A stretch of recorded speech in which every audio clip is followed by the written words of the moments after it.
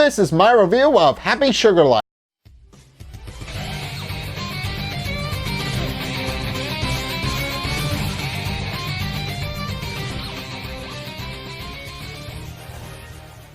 Okay, so in this episode, Sato and Shio make preparations to leave the apartment, and they get some help. So, starting off, we have Asahi, who has long since figured out that Taiyo probably lied to him, then basically baits him into coming to the park so he can knock him out with a bat and tie him up and get some information. He does exactly that, and realizes that he knows exactly who has Shio, and that he was an accomplice, and points out that he no longer trusts him because there's obvious reasons. Asahi shouldn't trust Taiyo anymore because Taiyo lied to his face.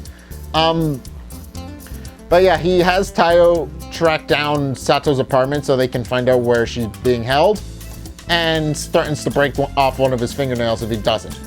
And so Taiyo complies, mostly out of fear, although he doesn't really fear Asahi all that much because he does eventually go back on it. More than that in a minute. But yeah, he goes through and starts going to work. He tries to get Sato's information out of the employee files. And while he's doing that, Sato actually goes to meet with her aunt and explains that exactly what happened and that she needs her help. And also explains that she had finally found love after so long, and finally figured out what love is in a physical form. And to Sato, it's Shio. And she also points out that her aunt's idea of love is a bit wrong because her aunt just loves everybody and nobody is above anybody else. And she believes that there is no one and only for her aunt because there never will be, because she loves everybody. And as soon as Sato says that, her aunt gets up and tells her that she's just acting like a kid and that she will eventually become an adult, but until then she can continue to act like a kid and pretend like nothing's wrong and that she can be as naive as she wants. But then Sato gets up in her face and proclaims that it's her fault that Sato wound up like this, which it is, and then points out that she owes her at least this much to help her out. And sure enough, Sato's aunt agrees, and also accurately deduces that Shoko is the one Sato killed before Sato leaves. And then Sato goes to get Shio, and they prepare to get the equipment they need to clean up the mess that Sato made when she killed Shoko, and get a bunch of supplies that they need to not only clean up the mess, but also get out of the country so that nobody will ever find them. Meanwhile, Taiyo has since gone through the employee files and gotten what he needed and found her apartment, but decides not to text Asahi the location because he doesn't really have a reason to follow orders from Asahi.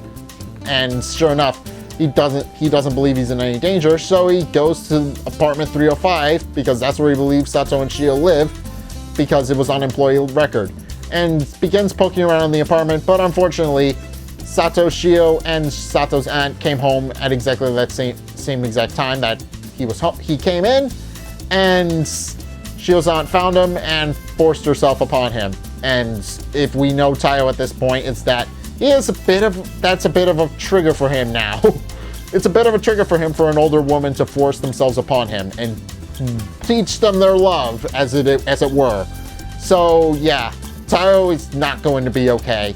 He's not. We can already establish that he's not going to be okay. And meanwhile, Sato and Shio do their vows, this time for real. So yeah, they had it's not like an official thing, but they do their vows for real. They get all dressed up, they put on the rings, they say the vows, they do all that, and then they share a kiss.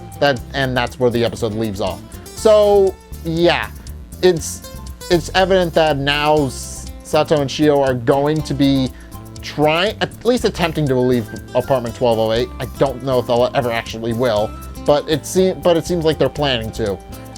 How it's going to play out, I have no idea, but it's evident that Asahi is onto them and is going to eventually find out where she is and track them down. But I don't know how that's going to play out. There's one last episode, and there's a couple of things that need to wrap up in the next half an hour. So yeah, we'll see how this plays out in the meantime. But the good news is Shio made a friend, sort of. She kind of bonded with Sato's aunt. They immediately hit it off, despite Sato's aunt being very creepy, and Sato's aunt is tolerant enough of Shio, so they kind of hit it off. So yeah, they're new friends. They're friends now. But yeah, that's the episode. The episode wasn't complex. There was a lot of philosophical stuff about what love was, and we've already had that beaten in our head well over 1 million times by this point. So yeah, this episode, taking that away, this episode isn't very long, but this episode doesn't have a lot to take away from it. But it's clear that there are a couple of loose threads that are now going to be addressed. But yeah, I'm hoping they'll address them all in the next episode. Actually, they will, because I'm pretty sure it is the last episode ever. So yeah, we'll see how that plays out. But for right now, if you guys have seen this episode of Happy Sugar Life, then what did you guys think? Let's get a discussion going in the comments section down below, or over on my Discord server, link in the description. But anyway, thank you guys so much for watching. If you enjoyed, be sure to like, comment, and subscribe.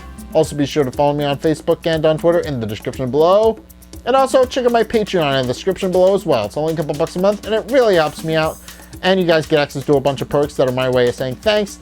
So check those out in the description below as well. Check out my Patreon. Help me out, and I'll help you guys out in turn. But anyway, thank you guys so much for watching. And until next time, I will see you guys in the next video. Peace!